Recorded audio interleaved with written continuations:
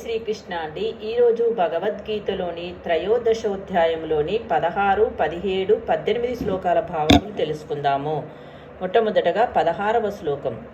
బహిరంతచ్చ భూతానామచరం చరమేవ చ సూక్ష్మత్వాత్తదవిజ్ఞేయం దూరస్థం చాంతికే చ తత్.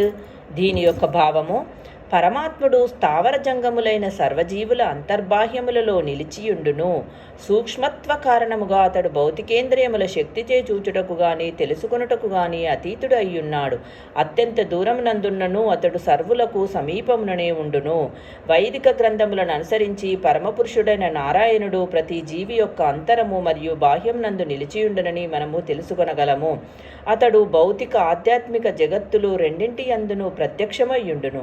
అతడు అత్యంత దూరమందున్నను మనకు సమీపమునందే యుండును.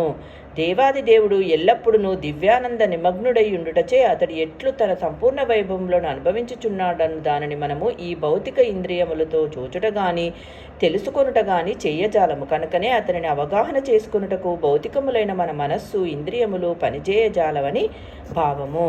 ఇప్పుడు 17వ శ్లోకం. అవిభక్తంచ భూతేషు విభక్తమివ చ మిస్థితం భూతభర్తు చ తత్తజ్ఞేయం గ్రసిగ్ను ప్రభవిష్ణు చ.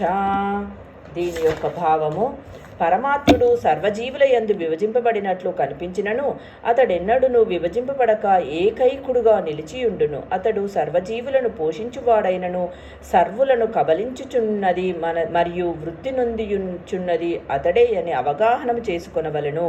భగవానుడు ప్రతి వ్యక్తి హృదయమునందును పరమాత్మగా నెలకొని ఉన్నాడు. దీని భావము: అతడు విభజింపబడినాడనయ్యా అట్లెన్నడూనూ కాబోడు. వాస్తవమునకు అతడు ఒక్కడే. ఈ విషయం నా సూర్యుని ఉదాహరణను చెప్పవచ్చును.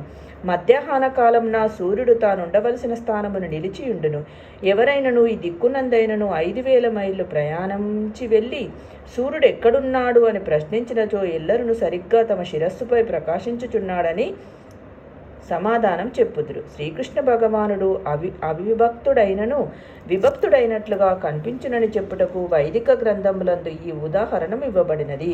సూర్యుడు ఒక్కడే అయినను పలు ప్రదేశములలో జనులకు ఏకకాలమున కనబడినట్లుగా విష్ణు ఒక్కడే అయినను తన సర్వశక్తిమత్వంచే సర్వత్రా ప్రత్యక్షమయ్యుండునని కూడా వైదిక గ్రంథములందు చెప్పబడినది. పరమపురుషుడే జీవులందరికీ పోషకుడైనను ప్రళయకాలమున సర్వమును కబలించును. కురుక్షేత్రమున సమావేశమైనట్టు యోధులందరినీ కబలించుటకే తాను వచ్చినట్లు భగవానుడు 11వ చెప్పునప్పుడు ఈ విషయము నిర్ధారించబడినది. కాలస్వరూపమున అతడు సర్వమును కబలించునని కూడా ఈ అధ్యాయమునందు పేర్కొనియుండెను.